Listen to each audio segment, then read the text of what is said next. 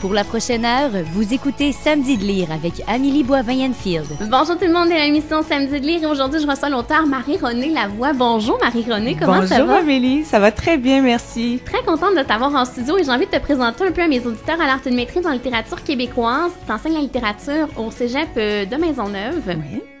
Et tu as publié plusieurs ouvrages, dont La Petite et le Vieux en 2010 et tu as remporté le Grand Prix littéraire de la Relève Archambault en 2011 pour ce livre-là. Oui. Un magnifique ouvrage, moi, que j'avais adoré. Et tu as publié en 2012 Le Syndrome de la vis. Et ensuite, je crois que c'est par la suite, tu as écrit un livre pour enfants, La curieuse histoire d'un chat moribond. Oui, c'est ça. C'est venu après les romans. Après les livres pour adultes. C'est ça, oui. Et là, tu as publié à l'automne la nouvelle série Zazie. Oui. Parlons-en de Zazie, aînée d'une famille de 5 enfants. Ouais, c'est spécial. Ouais. Aujourd'hui, c'est moins fréquent peut-être, mais je suis étonnée quand même. J'en rencontre justement à cause de la série. Il y a des gens qui viennent à moi. Ah, allô, moi, je suis dans une famille de 5. Puis là, je me dis toujours, une famille recomposée. Ou non, 5 de la même maman. Et là, tu rencontres la maman à côté. Ah, mon Dieu, bonjour. On a l'impression de faire de la fiction, mais ça existe. Il y en a beaucoup. Mais je confirme que ça existe parce que moi, je suis l'aînée d'une famille de 4 enfants. Ah, ben moi, tu vois, je viens d'une famille de 4 enfants. C'était un peu moins rare quand même à mon époque, mais je suis étonnée quand même. Ce livre-là m'apporte des lecteurs et des petits témoignages et des rencontres qui me font penser que oui, la grosse famille, là, c'est encore à la mode. À la mode. Du moins, c'est quelque chose, on recherche cette idée-là de... L'enfant unique est moins rare qu'à une autre époque. Là. J'ai l'impression que ma génération à moi, la génération Y... Ouais. Justement, il y en a plusieurs de mes amis, moi, qui ont été enfants uniques et qui se sont dit « J'aurais pas des enfants uniques. » J'aurais pas. Ouais, peut-être. Je ne pas vivre sans mes enfants. Oui, je pense que le phénomène, oui, se vérifie à l'école. Moi, j'ai une enfant qui est unique et quand je suis arrivée la première année à la maternelle, les photos de famille étaient affichées et c'était, je pense, la seule qui était enfant unique. Donc, on avait mis les chats avec nous.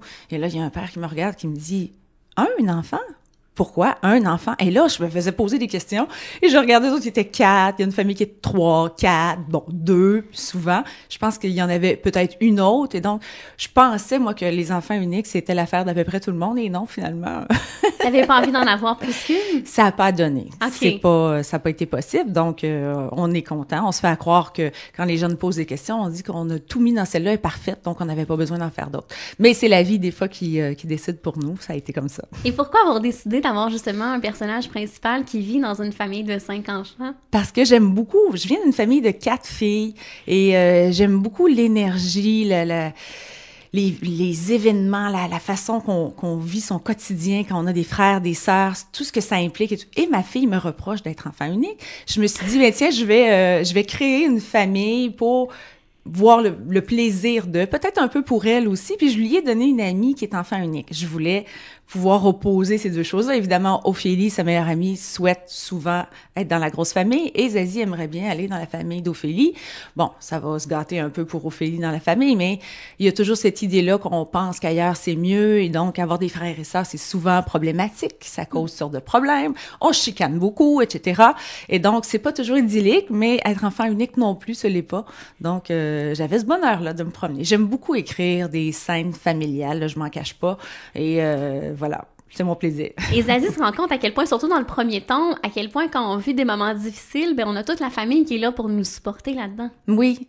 Puis même quand tu détestes des fois tes petites sœurs pour toutes sortes de choses qui t'ont faites, il y a un amour inconditionnel entre des frères et sœurs. Bon, évidemment, c'est un peu le lot de la famille. Et quand les malheurs arrivent, les petits frères, les petites sœurs viennent voir Zazie avec une petite larme. Il y a toujours quelque chose qui fait que on a beau saillir pendant un moment, mais on s'aime pour vrai finalement.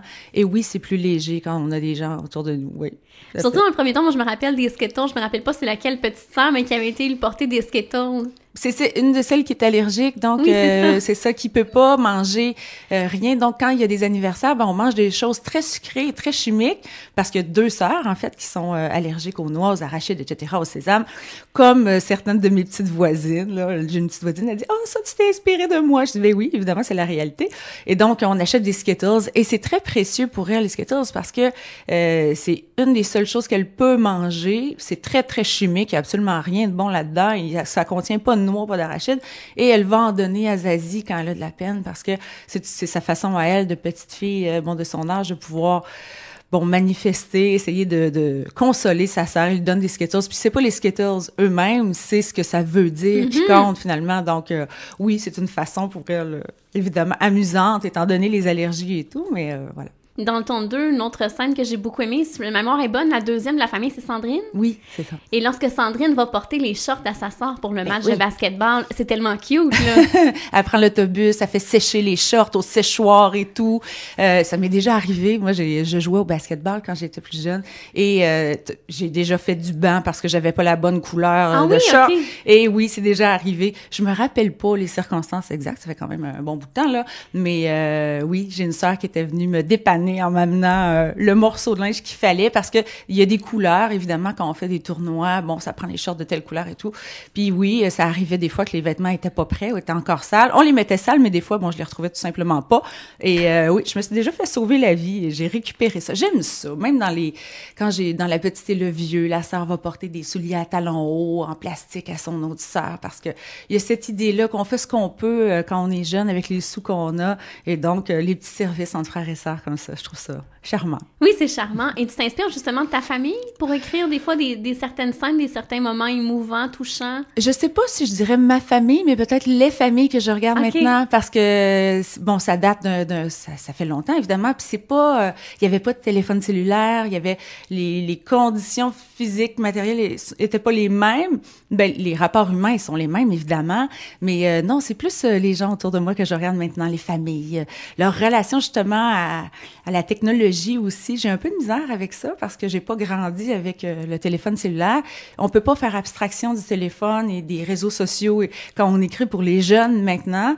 Donc, ben, j'ai travaillé un peu avec ça. Elle en avait pas dans Zazie 1, là, elle en a un dans Zazie 2. Mais en même temps, elle aime pas trop ça non plus, là. Non, parce que souvent, elle le ferme, elle le met de côté. Ouais, parce qu'évidemment, ses parents mettent des heures pour l'utiliser, puis lui inculquent beaucoup la façon de l'utiliser. Ça reste un objet pratique et utile. Bon, voilà, c'est peut-être un peu ça, c'est la petite part de moi, c'est ma façon de gérer le téléphone. C'est peut-être pas exactement celui des jeunes, mais bon, une façon idéalisée.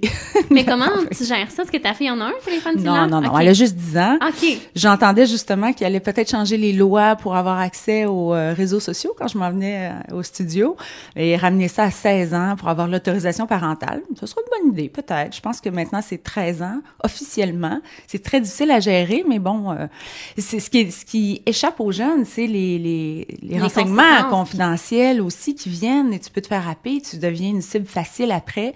C'est quelque chose qu'on peut pas nécessairement gérer quand on a 10 ans, même 12 ans ou 13 ans.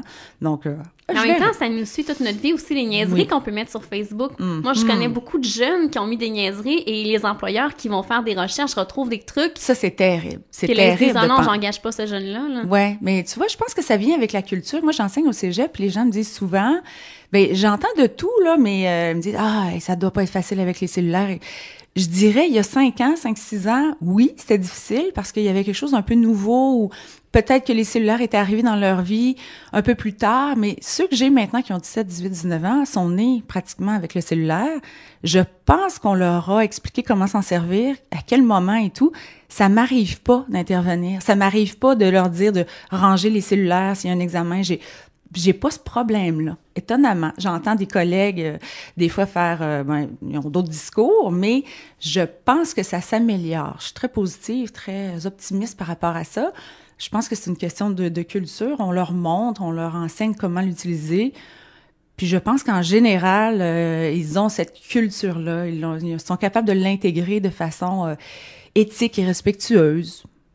Pas tout le monde, nécessairement. Mais en fait, je remarque des fois que c'est les adultes, ceux de mon âge, qui ont un téléphone depuis pas tellement longtemps, qui sont un peu excités par l'idée d'en avoir un et qui le sortent pendant le souper, là. Mais je sais pas. Écoute, c'est une vision très personnelle de l'affaire, là. Je suis pas une sociologue du téléphone, mais ça sera à voir. J'ai envie qu'on parle de toi en tant qu'enseignante en littérature. Oui. Parce que ça fait quand même quelques années que tu enseignes la littérature. Est-ce que tu as vu, justement, une évolution, un plus grand intérêt ou un moins grand intérêt à la littérature pour les jeunes d'aujourd'hui? Je me suis promenée beaucoup. J'ai travaillé dans plusieurs cégeps avec des clientèles assez différentes. Je dirais que l'intérêt est toujours là. C'est difficile à mesurer aussi. Il il y a tellement de genres différents de littérature. Là, j'enseigne littérature française, bon, du début des temps aujourd'hui. J'ai le choix, là, d'en mettre des trucs. Je peux décider d'en mettre qui sont très, très farfelus. J'ai des collègues qui vont enseigner, bon, du gothique, du fantastique, de la science-fiction. Bon, avec la postmodernité, on a décloisonné beaucoup les genres et il y en a qui deviennent, bon, des genres plus nobles, la bande dessinée, le roman graphique et tout ça. Je pense qu'il s'agit toujours d'aller chercher des lecteurs qui sont... faut trouver ce qu'ils aiment à un moment donné de leur vie. Puis on enseignerait n'importe quoi, que ça marcherait ou ça marcherait pas. Sur 40 élèves dans une classe, si on en allume 3 à 4 à la lecture, on est content. J'ai pas remarqué un désintérêt ou une montée de l'intérêt. Je sais qu'à chaque fois, bon, je vise juste pour certains, puis à côté de la traque complètement pour d'autres. Et c'est le défi toujours. On n'essaie pas d'en faire des littéraires, on essaie d'en faire des lecteurs. C'est déjà beaucoup, beaucoup. Donc, mais c'est ça, il se publie tellement de choses, il se publie tellement de... Des fois, c'est ça, il faudrait avoir un pedigree personnel chaque élève, puis essayer de... Dis-moi ce que t'aimes, dis-moi ce que t'as aimé quand t'as lu. Et là, il faudrait que je donne 160 livres différents dans ma session.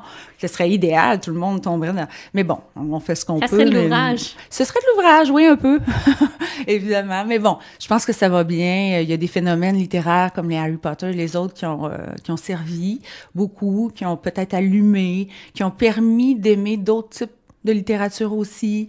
Même la chick lit, les romans pour ados, les séries, tout ça, je sais pas, ça a comme cautionné le droit de lire autre chose. Il faut lire, puis plus on lit, plus on aime la lecture, plus ça se diversifie et plus on peut aller dans des lectures rigoureuses et demandantes. Fait que voilà, faut faire des lecteurs, mais bon. Mais est-ce que ce sont des classiques que tu enseignes? Ou Ouais. Ouais, c'est pas vraiment du contemporain, c'est plus des grands classiques. Là, j'enseigne Philippe Claudel, le rapport de Brodeck. Là, je vais finir avec ça, mais ça dépend des sessions, ça dépend du corpus. Quand c'est du contemporain, évidemment, après ça, on y va avec nos choix, mais c'est sûr que là, j'ai enseigné les liaisons dangereuses au 18e siècle, je suis passée par là. Là, je fais du Romain Gary parce que, bon, je peux pas m'empêcher d'en faire. Et je finis avec Philippe Claudel, qui est un contemporain, qui fait même du cinéma et tout, donc, oui, on s'amuse. Si tu me permets, Marie-Renée, on s'arrête et au retour, on continue de parler de Zadie. Parfait.